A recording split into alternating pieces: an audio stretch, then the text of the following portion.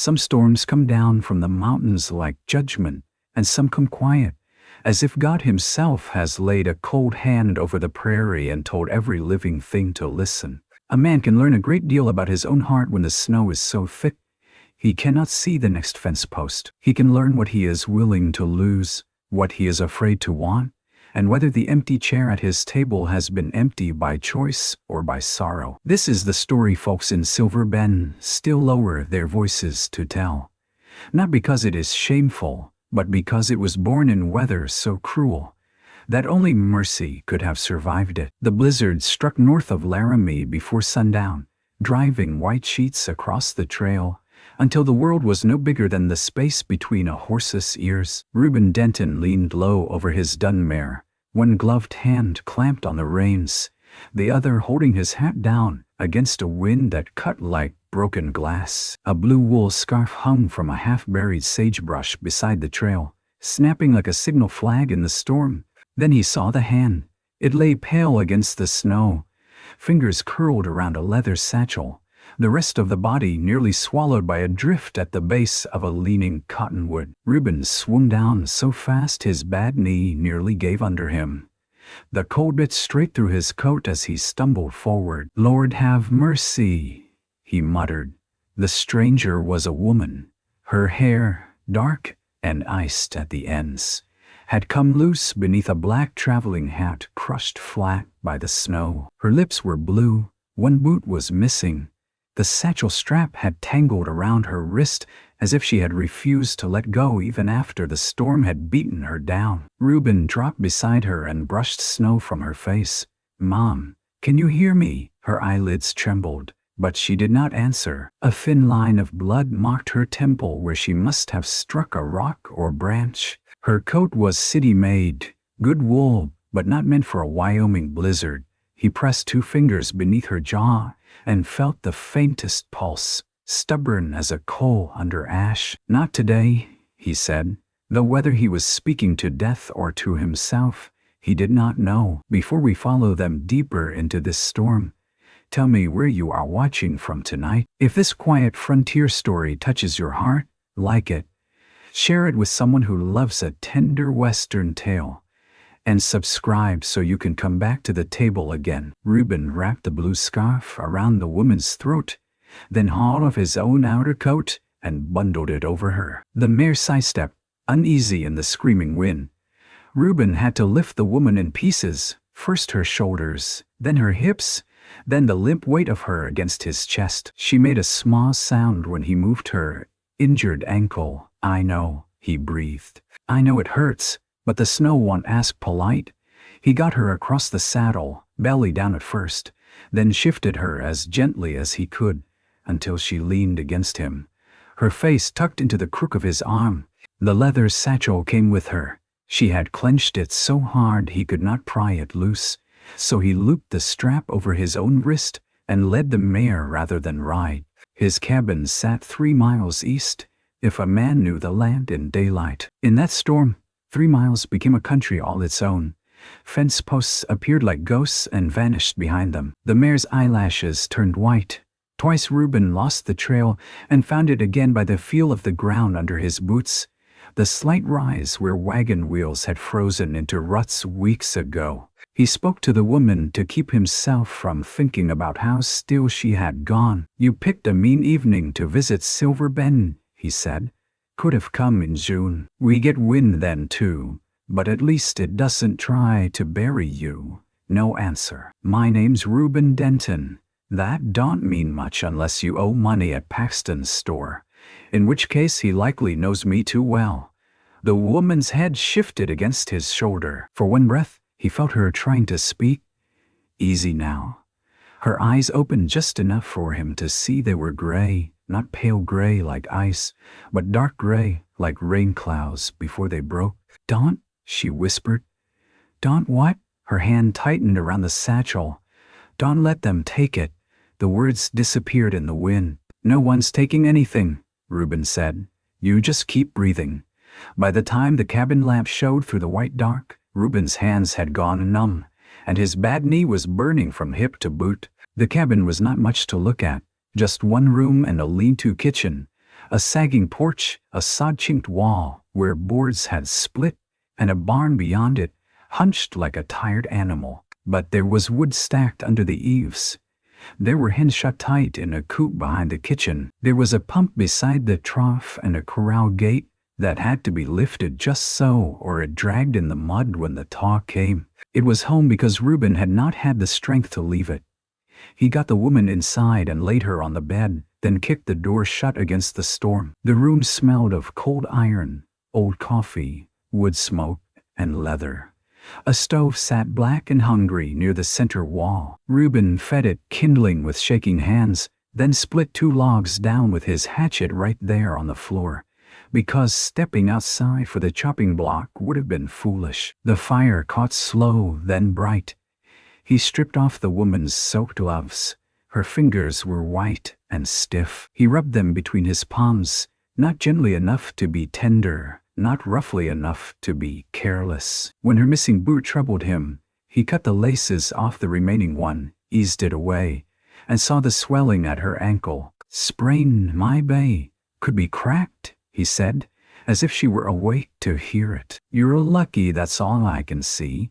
He found an old clean shirt in his trunk and tore it into strips. The trunk's lid creaked open on things he usually did not touch after dark. A small Bible with his mother's name in it. A child's carved horse with one leg broken off. A woman's hair comb wrapped in flour sacking. His hand paused over the comb, then moved on. He took the shirt, shut the trunk, and turned the key.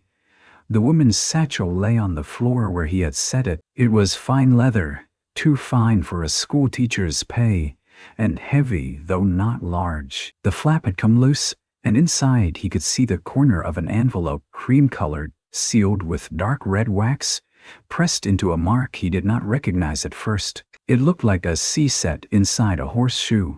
Reuben looked away. A person half dead in his bed still had a right to her secrets. He warmed broth from a jar and fed her a spoonful at a time once her lips lost their blue. Most of it spilled down her chin. He wiped it with the edge of the blanket. Near midnight she woke enough to flinch from him. "Where am I?" "Denton Place." Her eyes searched the low ceiling, the rafters strung with drying herbs, the patched window rattling in the storm. "Silver Ben, near enough."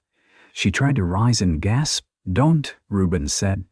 "Your ankle's ugly, and your head ain't much prettier." Her gaze fixed on him sharp enough that, even weak, it had authority in it. "My satchel. By the chair. Bring it."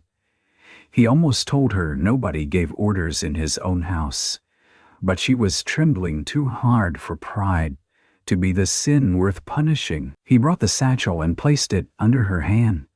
Her fingers relaxed only when she felt the leather. "You got a name?" he asked. She was quiet long enough for the stove to pop. "Judith," she said. "Judith what?" Her eyes closed. "Just Judith." Reuben stood with the empty broth bowl in his hand. He had lived long enough around frightened people to know when a name was being held back like a last coin. "All right," he said. "Just Judith." The storm pinned them there for 3 days. On the first morning, the windows were buried halfway in snow, and the barn door had to be dug open with a grain shovel. Reuben left Judith wrapped in 2 blankets by the stove, her injured foot propped on a crate, and went to tend the animals. The wind had quieted, but the cold had deepened. His breath froze in his mustache. The pump handle stuck to his glove, and the trough wore a skin of ice thick enough to break with the back of an axe. He fed the mare, checked the old gelding, scattered grain to the hens, and shoveled a path from the cabin to the woodpile. When he came back inside, Judith was standing, not standing well. One hand gripped the back of the chair, and the other held the satchel against her ribs. Her face had gone gray with pain, but her chin was lifted. "What are you doing?" Reuben asked. "Looking for a kettle. Found the floor instead, looks like." Her mouth tightened. "You were outside too long." The stove was dropping. He looked. She had set 2 pieces of split wood near the stove door and warmed the coffee pot by moving it closer to the heat. She had also folded the blanket she had been using, despite the fact that she was near fainting. "You need to sit," he said. I need to know where I am, who has seen me, and whether the road to town is passable. You need broth. I asked 3 questions, and I answered with the one that matters. For a moment, the room held only the sound of the stove and the drip of melting snow from his cuffs. Then Judith sank into the chair as if she had chosen to, not because her body gave out. Reuben poured coffee into a tin cup, watered it down, and handed it to her. She accepted with both hands. Her fingers were long and fine, but there were old calluses along the inside of her toes. Reuben noticed because he had not expected them. You work with reins? He asked. She looked at him over the cup. Your hands, he said. I work with what needs working. That was not an answer, but it was the kind he understood. The second day, she asked for a needle. The hem of her skirt had torn where ice had stiffened the fabric, and she sat beside the stove mending it with stitches so even Reuben stared at them. When he came in from the corral, he found his spare shirt, the one he had torn for bandages, folded in neat strips, washed in the basin, and hung by the stove to dry. She had also swept the hearth with a bundle of twigs, because he had no proper broom left. Didn't ask you to keep house, he said. No, she replied. You asked me to stay alive. I'm helping. He had no ready answer to that. On the third day, the sun came out hard and bright over a world of white. The roof dripped, the eaves flashed with icicles. Reuben harnessed the gelding and hitched him to the cutter. Judith watched from the doorway with his old coat over her shoulders, one hand against the frame to keep her balance. The blue scarf he had found in the snow was wrapped at her throat. Town road might be open by noon, he said. I can take you in. Her face changed, though only a little. Her eyes went to the southern ridge, then to the satchel at her side. Not town, she said. Then where? I need to reach the Callahan's spread. Reuben's hands stilled on the trace buckle. Everyone in 3 counties knew the Callahan's spread, whether they had seen it or not. It ran from the creek bottoms west of Silver Bend to the Red Breaks near the Medicine Bow Road. It had more cattle than some towns had people, a bunkhouse full of riders, hay meadows, timber rights, water claims, and a main house with glass windows, hauled from Denver at a price that would have kept Reuben's place alive for a decade. Old Patrick Callahan had built it with a hard fist and a harder bargain. He had been dead a month, if Paxton's talk at the store was true. What business you got there? Reuben asked. Judith adjusted the scarf. Private business. Callahan outfit. Isn't fond of strangers riding in with private business.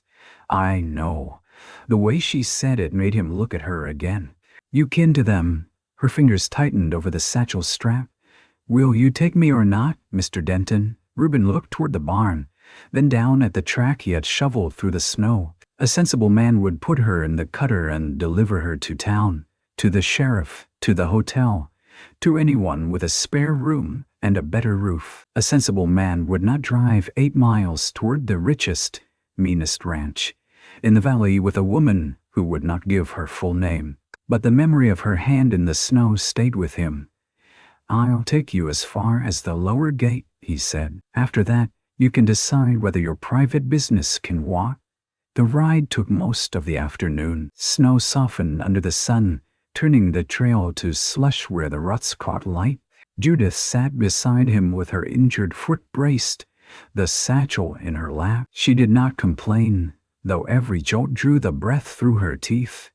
Reuben drove carefully without making a show of it. They passed empty range, cottonwoods black against white, cattle huddled in draws with frost on their backs. Twice Reuben climbed down to clear branches from the trail. Once he stopped to tighten a harness strap and found Judith leaning forward, studying a distant line of fence. That section is down, she said. Reuben followed her gaze. Snow took it. No, wire was cut before the storm. See the angle of the posts? Wind didn't do that. He looked harder. She was right. The cedar posts had not snapped. They had been pulled and let fall. You got sharp eyes, he said. I've had reason. At the Callahan lower gate, the great brand burned into the crossbeam. showed the same mark Reuben had seen in the red wax, a C inside a horseshoe. Judith noticed him notice. She looked away first. A rider came out from the trees, rifle low across his saddle. He was a broad man in a buffalo coat, with a black beard and eyes made small by suspicion. "Road's closed," the rider called. "It's open enough," Reuben answered. The man rode closer. His gaze moved over Reuben's poor harness, patched coat, old cutter, then settled on Judith. Something in him shifted. "Miss," he said, not like a question but like a mistake he feared making. Judith's voice was cold despite the bruising at her temple. "Tell him, Mr. Bram Huxley, I've arrived." The rider swallowed. He said, "No visitors." "I am not a visitor." Reuben felt the air change. The satchel, the wax seal, the way she knew the fence, the missing name she had held back. The rider took off his hat. "Miss Callahan." Reuben's hands went still on the reins. Judith did not look at him. "Please have someone bring a wagon. Mr. Denton saved my life. His horse is tired, and I will not have him kept waiting in the cold." "Miss Callahan." Not just kin, the Callahan. Reuben stared at the gate, at the brand, at the woman sitting in his coat with his blue scarf around her throat. He felt foolish first, then angry at himself for feeling foolish. She had owed him her name, My Bebe, or My BB. She had owed him nothing but the truth when it could be safely given. Men came running after that. The ranch swallowed her in motion. A wagon arrived. A gray-haired housekeeper cried when she saw Judith's face. The broad rider kept saying, "We thought you'd gone east. We thought," until Judith silenced him with one look. Before they lifted her down, she turned to Reuben. "I should have told you." He wanted to say yes. He wanted to say a rich woman lying by omission was still lying. He wanted to say he did not enjoy being made a fool before hired men. Instead, he looked at the blue scarf, the one that had saved him from missing her in the storm. "You were half froze," he said. "Folks say strange things when death's near." Her eyes softened, and that made him more uncomfortable than pride ever could. "I will repay you," she said. "No, you saved my life. I didn't do it on credit." He gathered the reins. "Mr. Denton." He did not turn. "Reuben." His name in her mouth stopped him against his will. She held the satchel tighter, but her voice lowered so only he could hear. "There are men here who smile with clean teeth and count bodies like cattle. Be careful on your road home." He looked back then. Behind her, at the edge of the gathered hands, stood a tall man in a fine dark coat too clean for ranch work. His hair was silver at the temples, though his face was young enough to make it vanity, not age. Bram Huxley, if Reuben had to guess. The man's eyes were not on Judith. They were on the satchel. Reuben touched the brim of his hat. "I know the road," but as he drove away from the Callahan gate, he checked the tracks behind him more than once. The next week brought thaw, mud, and trouble. Reuben went back to the small life that had been his before the storm.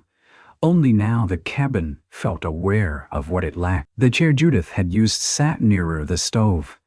The clean bandage strips still hung by the rafters. A faint trace of lavender soap lingered on the blanket she had folded. He told himself he was glad of the quiet. Quiet did not answer. He rose before light, shook ashes from the stove, boiled coffee, and ate cornmeal mush alone. He broke ice from the trough with a maul. He dragged it fall from the creek and mended the corral rail that had been leaning since November. He counted his hens and found one missing, likely fox taken. He checked the roof over the barn and put a patch where snowmelt had found a seam. Work filled a day if a man let it. It did not fill a house. On Friday, he rode to Silver Bend for flour, lamp oil, nails, and a new hinge for the gate. Paxton's store smelled of molasses, tobacco, wool, and mice. The potbelly stove had 3 men around it, and gossip thick enough to butter bread. "Denton," Paxton said from behind the counter.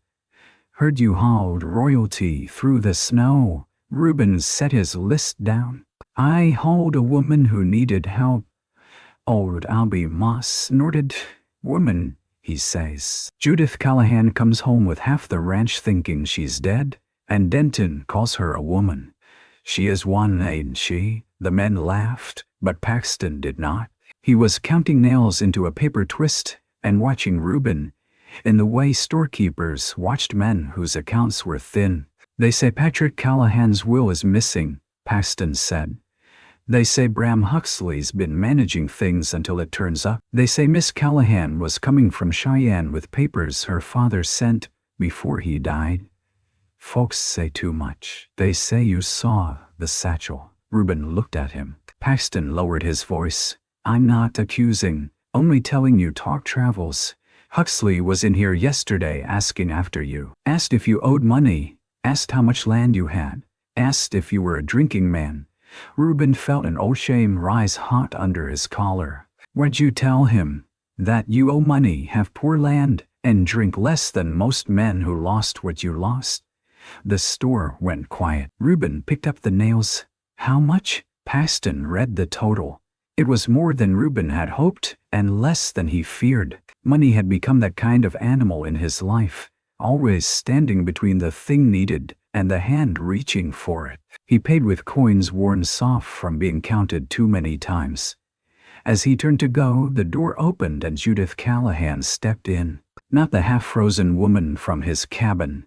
This Judith wore a dark green dress under a fur-lined coat, her hair pinned with severe grace beneath a hat trimmed in black ribbon. Her temple still bore a fading bruise, and she leaned on a cane, but the whole store straightened around her as if a judge had entered. Reuben hated that he noticed how tired she looked beneath the dignity. Mr. Denton, she said. Miss Callahan.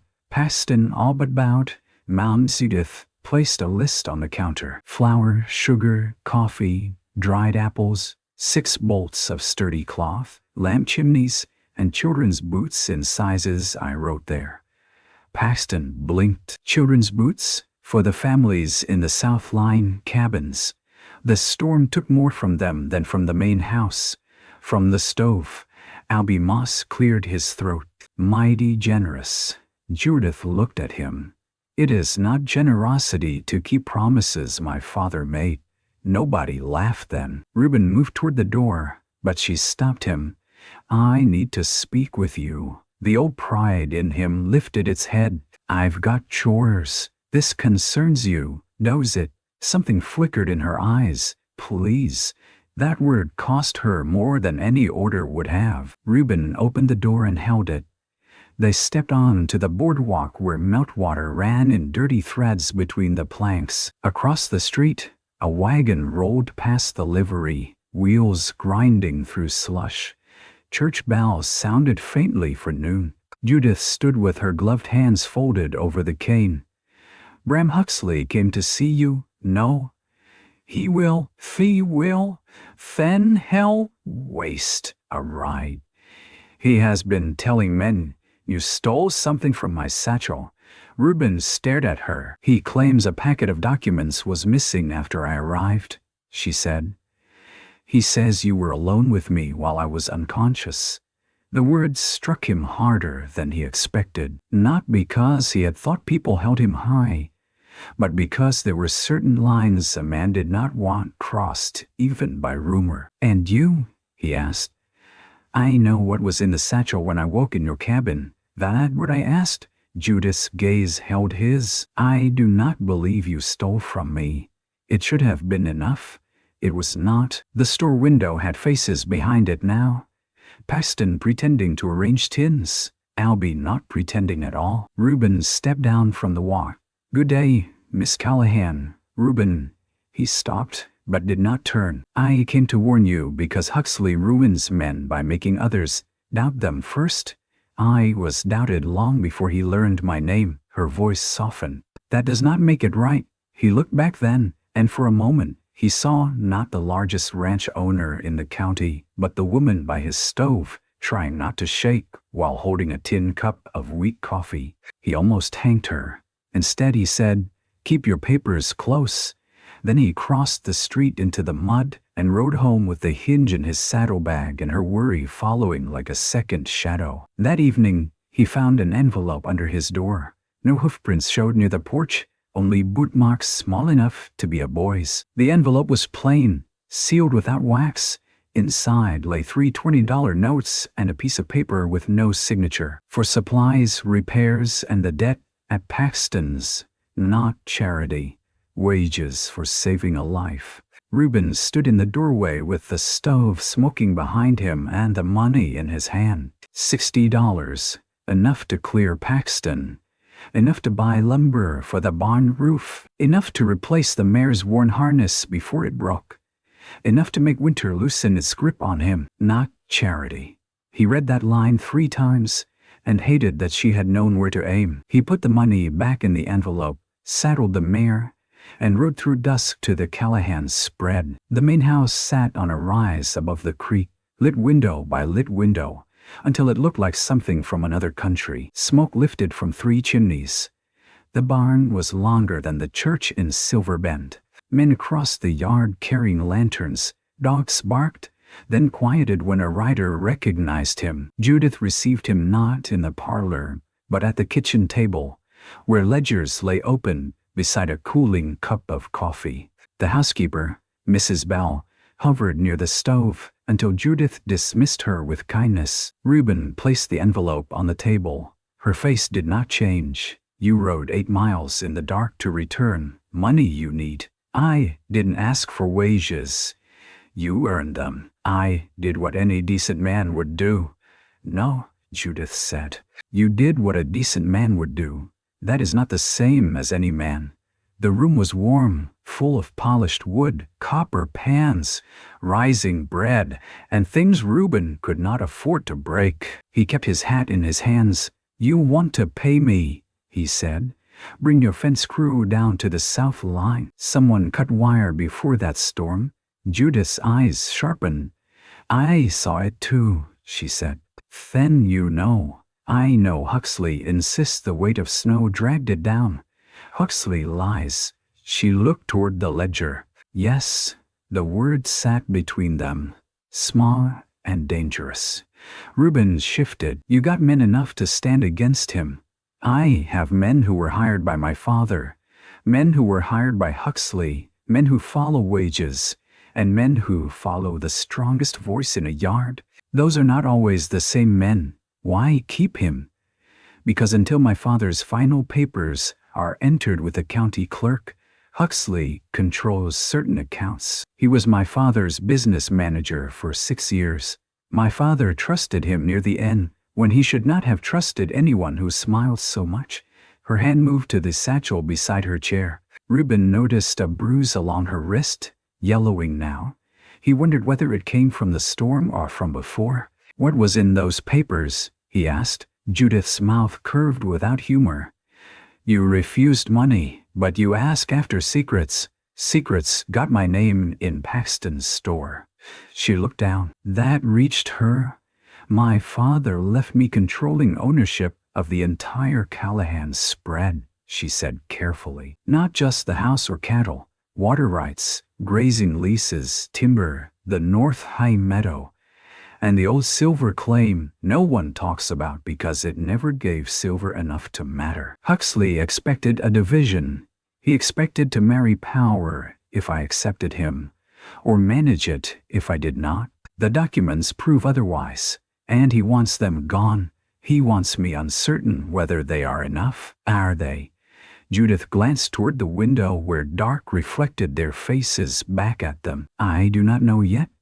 That was the first time he heard fear in her voice, without the cold forcing it out. He put the envelope closer to her. I won't take this. Then take work. What? I need someone who saw the fence and is not owned by my payroll. I need someone to repair the south line, inspect the line cabins, and bring me word of what men say when they think no Callahan is listening. A spy, a witness, same boots, nicer polish. She almost smiled. $3 a day, meals when you are here, supplies paid. You might refuse if pride feeds horses where you live. The line stung. It was meant to. but beneath it lay something else. She was trying to give him a way to accept help without lowering his head. Reuben looked at the envelope, then at her tired eyes, then toward the kitchen window where snow still shone under the moon. $2, he said. 3, 2. And I use my own horse, 3. And you use mine when the work is for my ranch. He shook his head. You bargain like a banker. I own too many cattle not to. There it was, said Plain at last, but not boastful. A fact like weather, like weight, like the gun hanging by the door.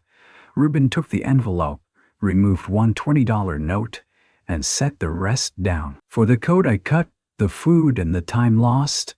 You cut your own coat. I was fond of it. This time Judith did smile, and the sight altered the kitchen more than lamplight. $3, she said.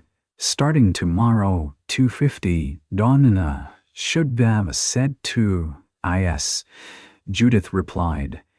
And for one small breath, they were not surrounded by danger. Work brought him back to the Callahan ranch, and work gave them a language safer than tenderness. At dawn, Reuben rode the south fence with 2 Callahan hands, a quiet Mexican vaquero named Tomas and a red-haired boy called Finn, who could not have been more than 16, though he wore a man's pistol like it might persuade time to hurry. They found 3 cut sections, all before the storm, all where cattle could be driven toward a narrow draw and disappear into broken country. Reuben mended wire until his gloves tore and his fingers bled.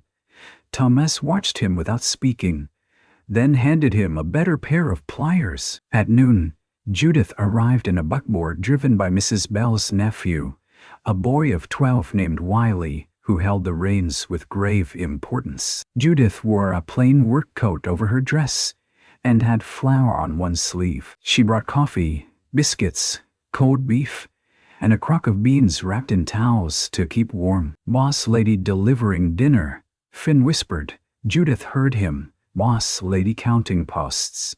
Eat before the beans freeze. The men obeyed. Reuben took his plate and sat on a fallen log a little apart. Judith leaned on her cane and studied the repaired fence. How many? 3 cuts? My bay 4 if snow's covering 1. Cattle missing. Tomas says near 60 head by track and count. Tomas nodded once. Judith's jaw tightened. 60 head could ruin a small man. For her, it was not ruin, but it was insult, theft, and proof. Can you follow the trail? She asked. Once the melt clears, I'll ride with you. No. Her eyes moved to him. So did every other eye within hearing. Reuben kept eating. Your ankle won't hold, and whoever cut this might be waiting to see who comes looking. Judith's voice cooled. I did not ask whether I had your permission. No. You asked if I could follow the trail. I can. You can't. Not yet. Finn stared at his plate as if prayer had become necessary. Tomas hid a smile behind his coffee. Judith stepped closer, lowered her voice. Do not confuse injury with helplessness. I ain't. I'm confusing swelling with pain, and pain with a fall off a horse 10 miles from a stove. Her face flushed, not with shame but fury held on a tight rein. I have ridden this land since I was 7. And today you walked from the buckboard to the fence, like each step charged a toll. For a moment, he thought she might slap him with the cane. Instead, she looked down at her boot, then out at the fence line. The wind pulled loose hairs from beneath her hat and laid them across her cheek. 1 week, she said. Maybe 1 week. Mr. Denton, Ice, Miss Callahan. She turned away, but not before he saw the corner of her mouth betray her. After that, changes came in small, practical ways. Judith ordered lumber sent to the south cabins first, not the main barn, though Huxley argued in the yard, where everyone could hear that assets should be preserved before comforts. Judith answered by asking whether he had ever slept under a leaking roof in Mar. He had no reply fit for witnesses. She put a new pump handle at the line camp. She opened the smokehouse stores to families whose winter meat had spoiled after a roof collapse. She told the school teacher to send the bill for coal to her office, not to mothers already patching the same knees in the same trousers. She moved through the ranch with a limp and a ledger, making enemies among those who profited from confusion and winning loyalty from those who had nearly forgotten what fairness sounded like. Reuben saw her in the barn one morning, with her skirts pinned up, showing Wiley how to check a horse's hoof for a stone. Another day he found her in the garden behind the main house, cane hooked over the fence, turning soil with a short-handled hoe while Mrs. Bell scolded from the porch. "My father hated flowers," Judith said when Reuben paused by the gate. "Flowers do tend to stand around, not making money." He said if land could grow roses, it could grow potatoes. Man had a point. He had many points, most of them sharp. Reuben leaned on the gate. The garden was a ruin of last year's stalks and winter-killed vines. Judith had cleared a narrow bed along the south wall, where sun held longest. Beside her lay packets of seeds, hollyhock, sweet pea, marigold, and one folded paper marked simply roses. "You planting all that yourself?" he asked. "I am beginning it myself." "That different?" "It has to be." He watched her press a seed into the dark soil with one bare finger. Her hands looked more like he remembered them in his cabin now, capable and unadorned. "My wife planted beans behind our cabin," he said before he could stop himself. Judith's hands stilled, but she did not look up.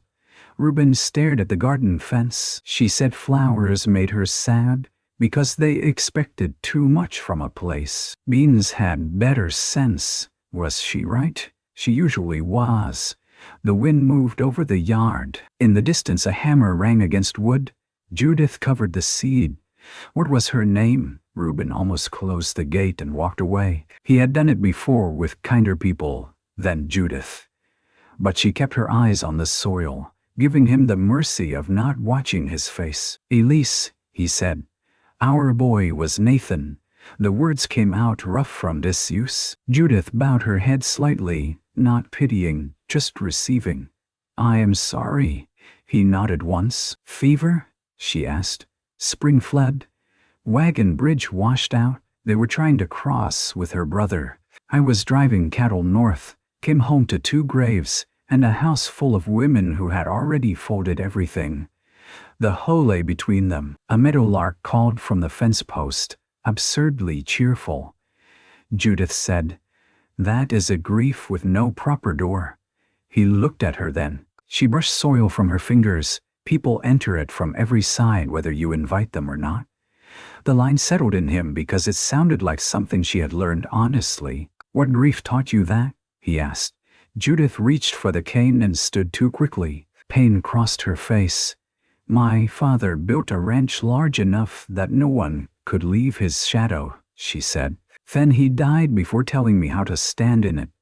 She moved past him toward the house. It was not the whole truth, but it was a door left unlatched.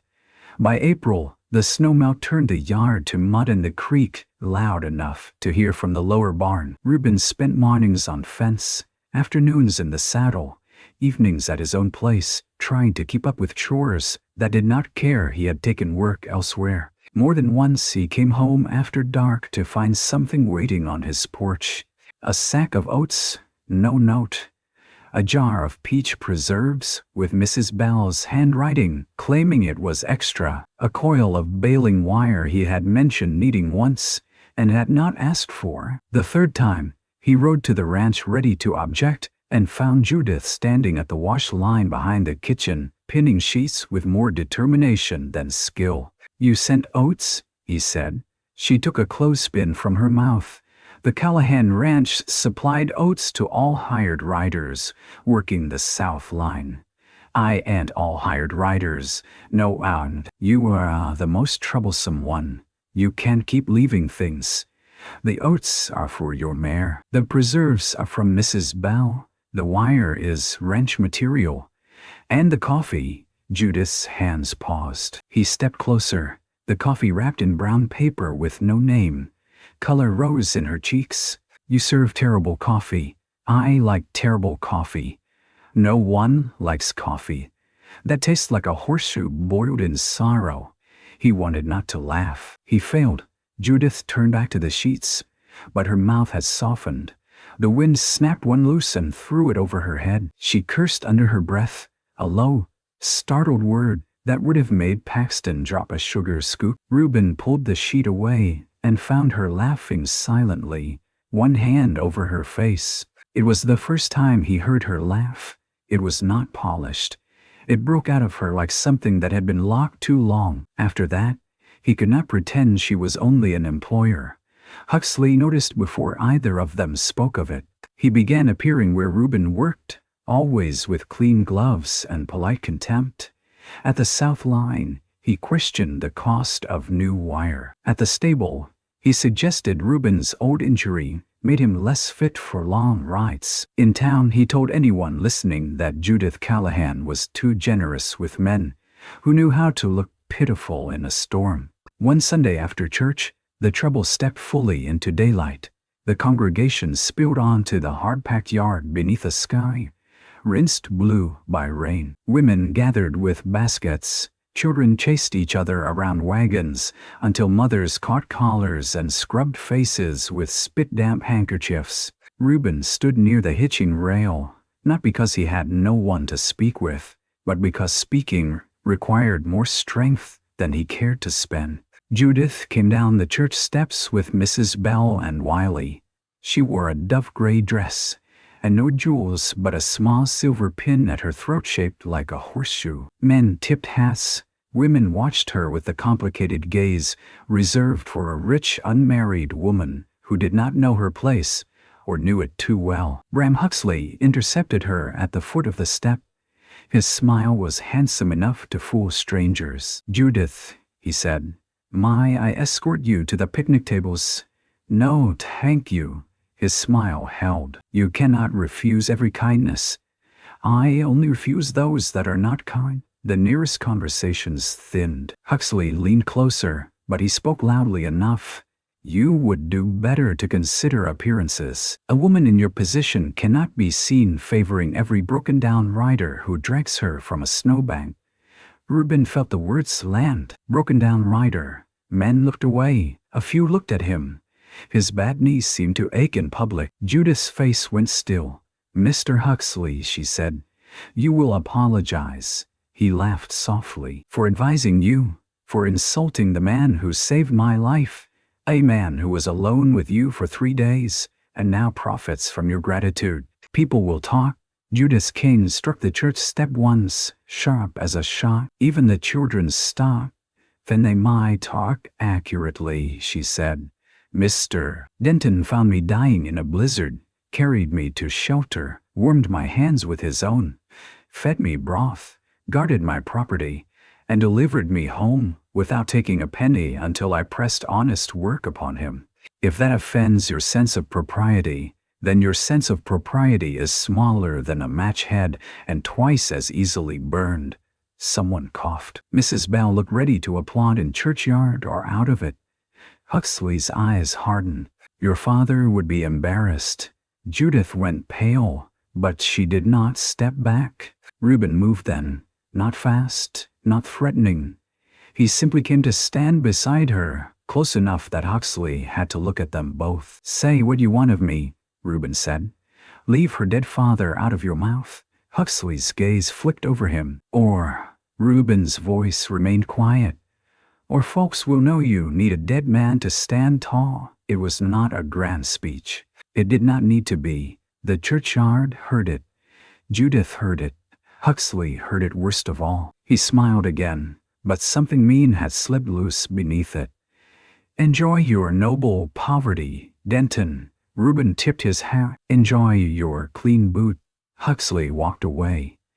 Judith's hand found Reuben's sleeve, just for balance perhaps, just for the pain in her ankle, just because the world had tilted, and he was there. She let go almost at once. "Thank you," she said.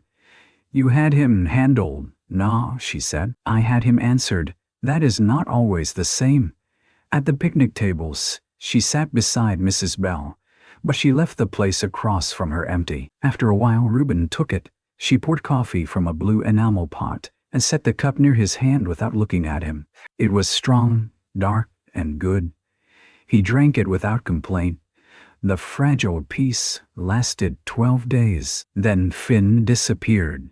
He had been sent with a message to the north pasture and did not return by dusk. At first the men grumbled that the boy had found cards, or a girl, or a warm kitchen. By midnight, Thomas was saddling horses. By dawn, Judith had the yard awake. Reuben arrived to find lanterns moving in the gray light, men tightening cinches, Mrs. Bell packing biscuits into cloth. Judith stood on the porch in riding clothes, pale from pain but ready. "No," Reuben said before she could speak. Her eyes flashed. "A boy is missing on my land, and you'll slow the search if that ankle gives out. I know where he might have gone. Tell me, I am coming." Reuben stepped up onto the porch. Rain had begun, cold and steady, tapping the roof and turning dust to black paste. "Judith," she looked startled at her name, bare of title. He lowered his voice. "Let me go, not because you can't, because I can go faster alone, around them." Men pretended not to listen. Her throat moved. She hated it. He could see that. Hated needing anyone. Hated every inch of porch between command and trust. "The old line shack past Miller Draw," she said. "Finn's mother lived there before she died. He goes there when he's troubled. Huxley scolded him yesterday over a missing tally sheet." "What tally sheet?" "The South herd count from before the storm." Reuben understood that. Evidence. He took the slicker Mrs. Bell held out, mounted, and rode into rain with Thomas behind him. The trail to Miller Draw ran over bad ground, clay slick as soap, gullies filling fast. Rain blurred the world into gray lines. The horses slid more than once. Reuben's knee throbbed, but fear rode harder. They found Finn's horse first, reins tangled in willow. Then the boy, half a mile on, wedged beneath a cutbank where the clay had collapsed. He was alive, conscious, and trying not to cry because 16 was old enough to think tears were shame. "Legs caught," Finn said through chattering teeth. I didn't lose the sheet. I swear I didn't." Mr. Huxley said, "I did, but I didn't." Save breath. Reuben slid down the bank. The mud had pinned the boy's left leg under a slab of soaked earth and roots. Thomas rode for help. Reuben dug with hands, knife, and a broken board while rain ran down his neck and into his sleeves. Finn shook harder. "I saw him," the boy whispered. "Who?" "Huxley, night before the storm, at the south gate with 2 men from Rollins Road. They drove cattle through. I wrote the count after." He took the tally from the bond desk. "But I made another." "Hid it? Where?" Finn's lips trembled. "Line shack. Under Ma's stove brick." Reuben kept digging. "Good. Hell fire me." "No." "Hell say I stole." "No. How do you know?" Reuben pushed mud aside until his nails tore. "Because Miss Callahan hears truth when it costs something." By the time they freed Finn, the boy had fainted. They carried him to the line shack, where the stove smoked but caught. Under a loose brick, wrapped in oilcloth, Reuben found the tally sheet, numbers in a boy's uneven hand, 64 head missing before the blizzard. A note at the bottom, "Saw BH at South Gate after moonrise." 2 riders. Couldn't see brands. Reuben looked at the initials until the stove heat dried the rain on his sleeves. When they brought Finn home in a wagon, Judith was waiting in the yard without a coat, rain darkening her hair and shoulders. Mrs. Bell scolded behind her, unheard. Judith climbed into the wagon before it fully stopped and took Finn's muddy hand. "You are not dismissed," she told him. The boy's face crumpled. "I didn't lose it, I know." Reuben held out the oilcloth packet. Judith took it. Their eyes met over the boy between them. Something had changed. Not healed, not safe, but changed in the way a gate changes when the latch finally lifts. That night, Reuben stayed at the ranch, because rain washed the creek over the crossing. Mrs. Bell put him in a small room off the kitchen, cleaner than any room he had slept in for years. There were curtains, a braided rug, and a washstand with a mirror that showed him a man older than the one he carried in memory. He could not sleep. Near midnight, he found Judith in her father's office, sitting before a cold fireplace. Ledgers lined the walls. A map of the ranch hung behind the desk, marked with water lines, pastures, cabins, gates, and brands. On the desk lay the satchel, open now, its contents spread in careful order: letters, deeds, bank drafts, and the sealed packet with the Callahan mark. She looked up when he entered, not surprised. "Creaks louder," he said. "Yes, you should sleep. So should you." He came no farther than the doorway. "Finn will mend, because you went, because he held on." Judith touched the edge of a letter. The lamplight made shadows under her eyes. "My father wrote this 3 weeks before he died," she said. "He was in Cheyenne. I was in Denver purchasing breeding horses. He did not think I could judge. He wrote that Huxley had become too necessary," which was his way of admitting he had made a mistake. Reuben stepped inside. "He asked me to come home by the north road and say nothing until I reached the county clerk. He included the deeds, a new will, and account records." She tapped a ledger. "Proof of theft, if I can get someone lawful to read them before Huxley moves the money." "Why didn't you tell the sheriff?" "Sheriff Vale owes Huxley for his election. County judge in Cheyenne. Roads barely passable. Huxley knows it." Reuben looked at the papers. "And you rode alone with all this?" "I took the train to Laramie. Huxley's men were watching the depot. I hired a private rig under another name, but the drive down turned a storm turn. He left me at the old stage stop and said he'd bring help. He did not come back." Her hand closed around the letter. "I thought if I told you who I was, you might send word. Men have done worse for less than what Huxley pays." The confession was plain. It should have hurt. It did, but not as much as the thought of her lying in snow because trust had become a luxury she could not afford. "My wife used to say I took insult like a dog takes spurs," Reuben said. "Collected them until I couldn't walk right." Judith's gaze lifted. "I was angry you didn't tell me," he said. "But I understand why." Her eyes shone, though no tears fell. She opened a drawer and took out a small object wrapped in blue cloth. Not the scarf. Something older. She unfolded it carefully. Inside lay a child's tin cup, dented along one side, the handle bent. "My brother's," she said. "Samuel. He died when I was 9. Fever. My mother followed by winter. After that, my father looked at me and saw an heir, not a daughter. He gave me ledgers when I wanted arms around me. He taught me water rights when I needed someone to say the house had not ended."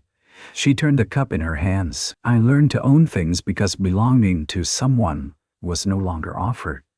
The line entered the room softly and stayed. Reuben sat across from her. He did not ask to hold the cup. He understood the rules of relics. "My boy had a carved horse," he said. "One leg broke. I kept meaning to fix it. Never did. After he died, I couldn't. Felt like fixing it would be admitting he wouldn't come back to play with it broken."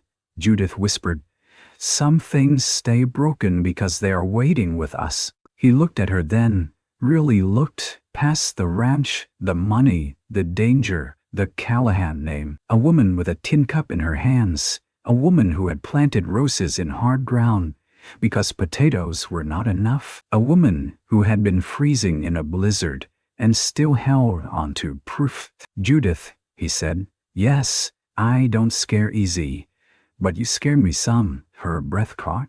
"Why?" "Because when I leave this house, mine feels empty in a way I had trained it not to."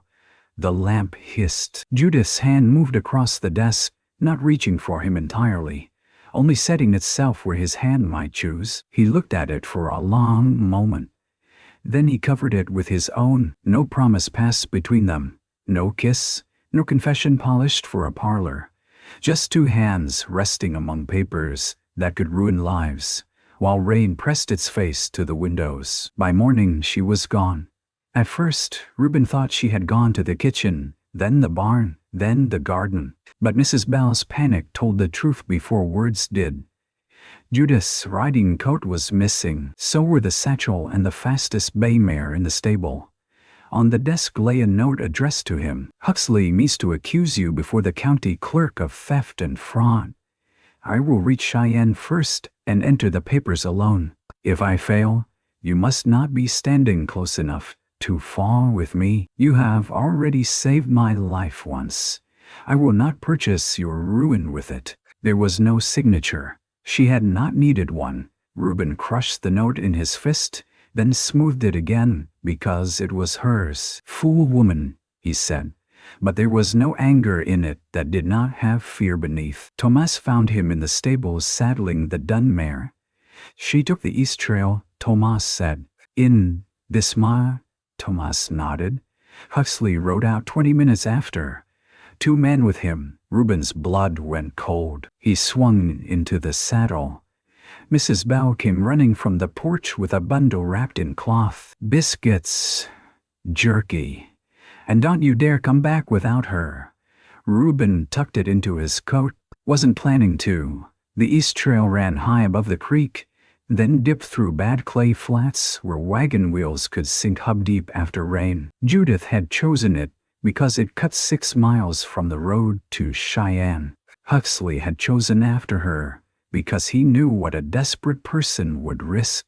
Reuben rode hard, his mare stretching under him, mud flinging from her hooves. Clouds dragged low over the hills. The wind had shifted north, colder now, carrying the smell of more snow, though April had no right to it. Twice he found tracks where Judith's bay had slipped and recovered. Once he found a torn scrap of dark green wool on a thorn. At Miller Draw, a shot cracked. Reuben pulled the mare behind a cottonwood and listened. Another shot, a man cursing, a horse screaming in fear, not pain. He moved on foot then, rifle in hand, keeping low along the bank. Judith stood near the old stage bridge, one hand gripping the satchel, the other holding a small revolver steady despite the tremor in her wrist. Her bay mare had broken loose and stood snorting near the brush.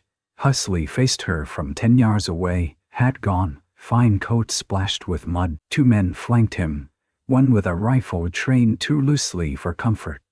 Put it down, Judith, Huxley said. You are making this uglier than it needs to be. It was ugly when you left men's children hungry while you stole cattle. I preserved your father's empire. When you were away playing horse trader, you sold my cattle under false brands. I sold waste. I moved assets. I kept this ranch from a woman's sentiment. The revolver wavered. Judith's injured ankle was failing. Reuben could see the strain from where he crouched. Huxley stepped forward. Reuben fired into the mud at his feet. All 3 men froze. Next one want me dirt, Reuben called. Huxley turned slowly. Hatred stripped him plain. Denton. Reuben came into the open with the rifle leveled. Judith stepped back. She did not argue. That frightened him more than if she had. Huxley laughed once. This is touching. The poor widower and the cattle queen. Do you think she'll keep you in the main house, Denton, or stable you with the other geldings? Reuben's jaw tightened. Judith's voice cut through the rain wind. Do not answer him. I wasn't fixing to. One of Huxley's men shifted his rifle. Tomas emerged from the trees behind him with a shotgun. Drop it, Tomas said. The man dropped it. The other ran. He made it 3 strides before Finn, limping but determined, rose from behind the broken stage wall, with a pistol too large for his hand. I wouldn't, Finn said, voice shaking. The man stopped. Huxley looked from face to face. You cannot hold me. The sheriff isn't here, Judith said. But the county clerk's deputy is. From behind the brush, Wiley stepped out with a thin, bespectacled man in a sock bowler hat. The man looked as if he wished law could be practiced indoors, but he held a leather document case high against the rain. Judith looked at Reuben then, and despite everything, Something like apology moved in her face. "I did not ride alone," she said. He nearly laughed from relief and fury together. The deputy cleared his throat. "Miss Callahan sent word yesterday through Mrs. Bell's nephew requesting official witness at the old stage bridge should interference occur. I have observed threats, armed obstruction, and heard admission of unauthorized cattle sales." Huxley's face drained of color, then flooded red. "This is theater." Judith swayed. Reuben moved to her side before pride could forbid either of them. She leaned into him just enough to remain standing. "No," she said. "This is record." She handed this satchel to the deputy. One by one, under a sky-spitting sleet, the man examined the deeds: Patrick Callahan's final will, the bank statements, Finn's tally sheet, and the letter naming Bram Huxley as a danger to the estate. Reuben stood close enough to feel Judith shaking, not from fear only, from spent strength. Huxley saw it too. With a suddenness born of desperation, he lunged, not at Judith, but at the satchel. Reuben shoved Judith behind him and took Huxley full in the chest. They hit the mud hard. Pain shot up Reuben's bad leg, white and blinding. Huxley clawed for a pistol hidden under his coat. Reuben caught his wrist. The two men rolled, mud and sleet and breathless grunts, until the pistol came free and skidded toward the creek. Huxley drove an elbow into Reuben's ribs. Reuben's knee buckled under him as he tried to rise. Huxley reached for the gun. Judith stepped between them. Her revolver was gone. Her cane was gone. She stood on one good foot and one injured one, face pale, eyes steady. "No more," she said. Huxley stopped not because she was armed, but because every man there saw her standing before Reuben Denton, with nothing but her body and her name. "You would choose him," Huxley spat.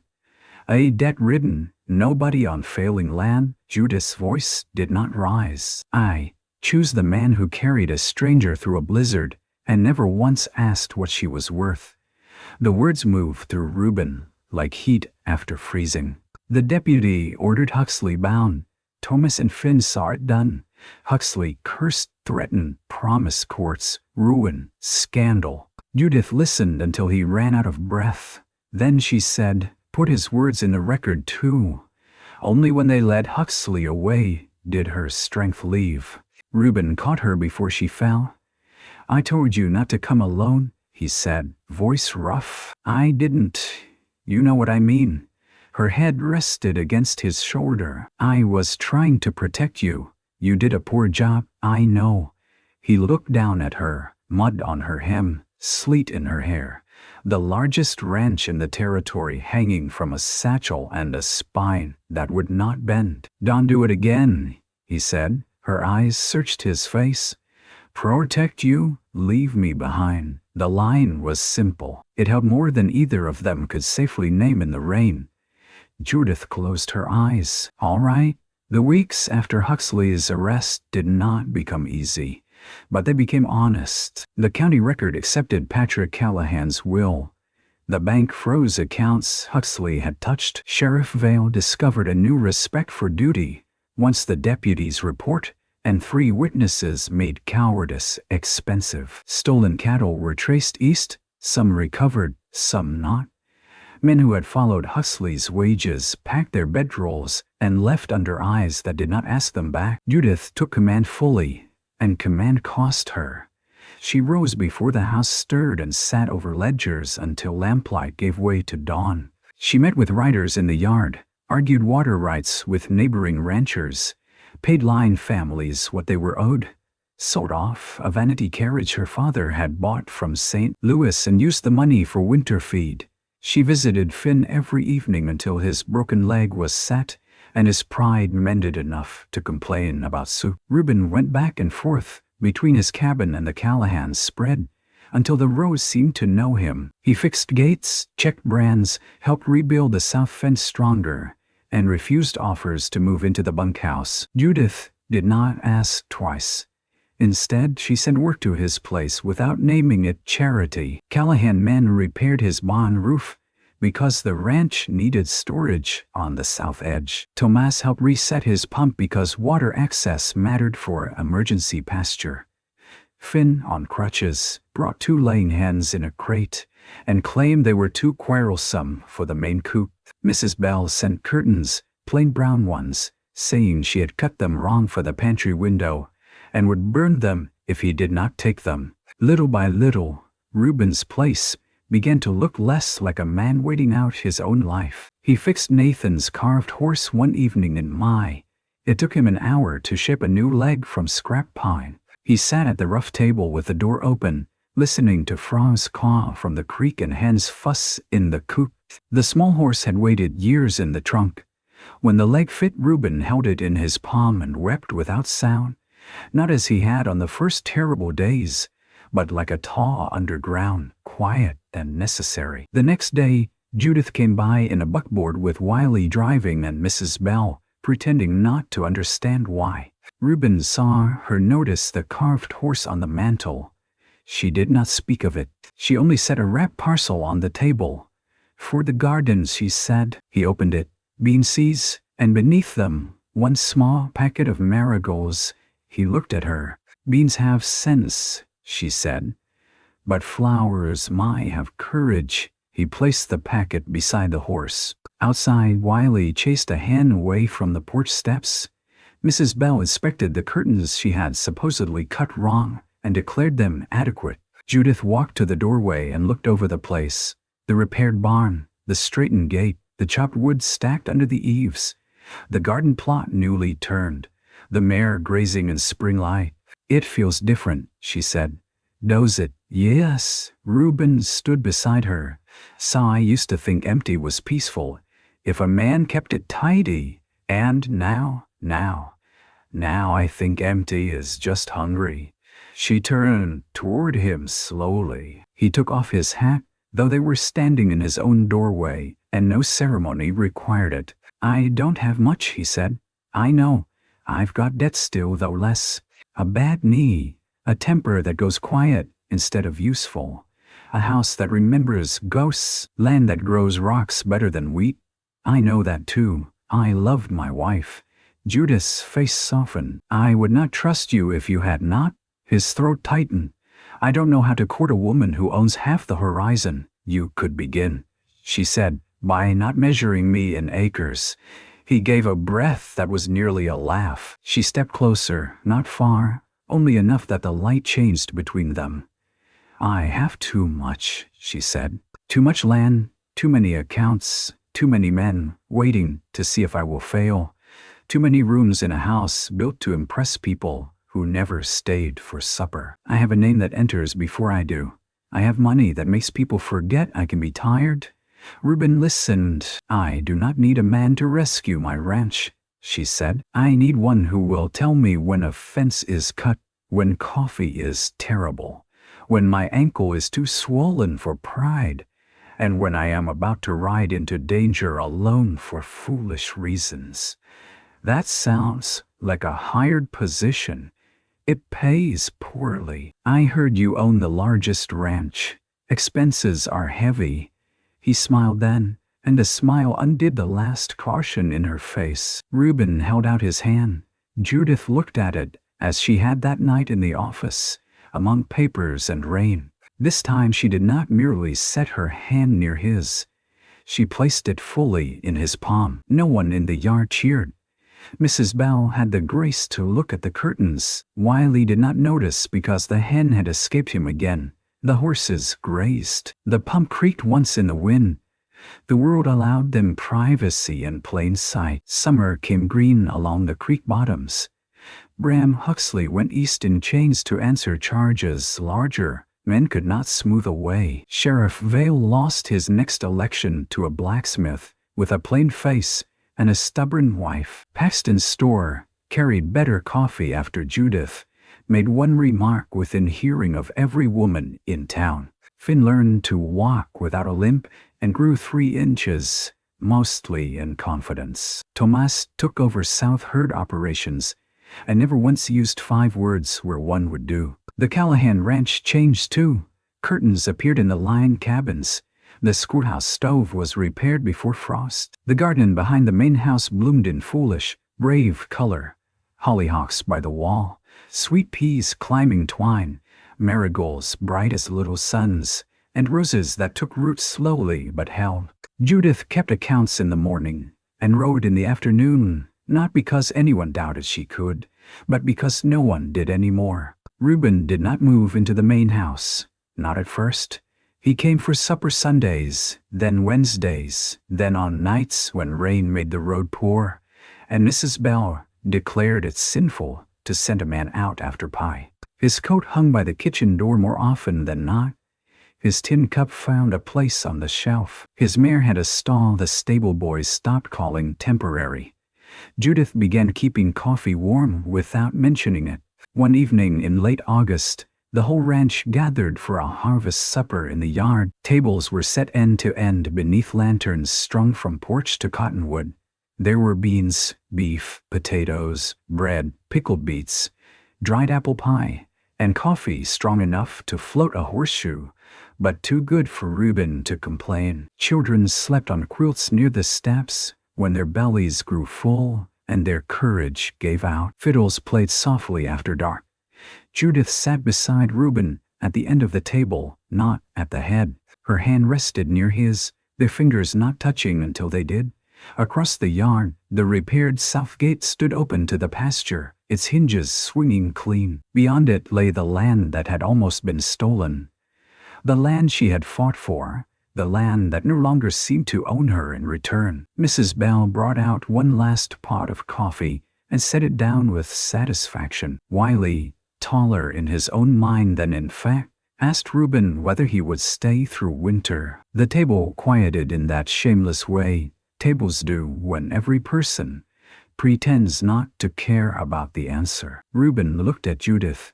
She did not rescue him from the question. She only waited, gray eyes warm in lantern light. "I reckon," he said, "if Miss Callahan will have me underfoot." Judith's mouth curved. "Miss Callahan has been considering it, has she?" "She has terms. Figured she might. No riding out alone in blizzards. That term ought to be yours. No hiding grief in locked trunks when it wants mending." His smile faded into something gentler. "No carrying a ranch alone when there is a hand beside yours," he said. Judith's fingers closed around his. Agreed. The next spring, folks in Silver Bend watched them stand in the little white church where Huxley had once tried to shame them. Judith wore no veil over her face. Reuben wore a new coat that fit his shoulders, but still looked like him. Finn stood with the horses outside and cried where no one was supposed to see. Mrs. Bell cried openly and dared anyone to comment.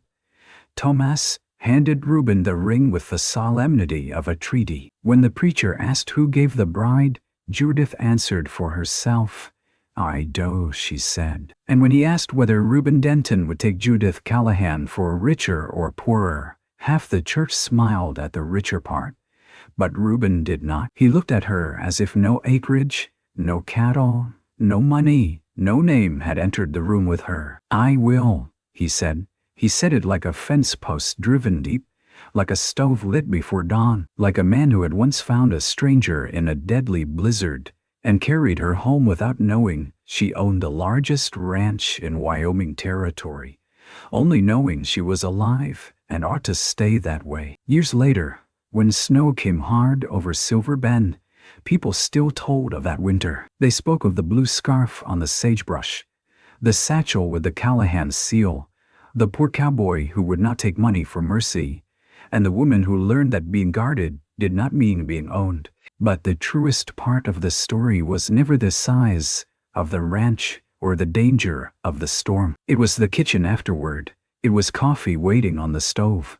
It was a child's carved horse on the mantel and a tin cup beside it.